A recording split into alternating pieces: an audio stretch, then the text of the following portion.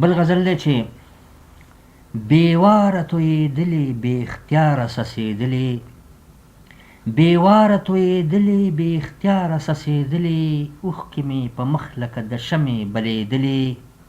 او بېګا په ډک محفل کې راته ووایه چې ګلې ته ماته خندېدلې که ما پورې خندېدلې او څنګه خاموشي وه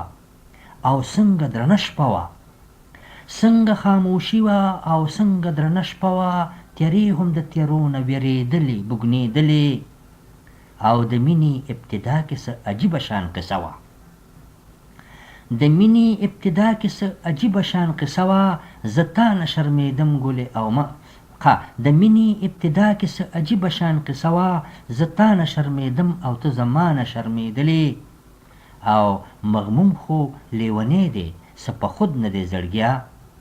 مغموم خو لیونی دی څه په خود نه دی زړګیا خفه کېږي رانه سله مرورېږي رانه ولې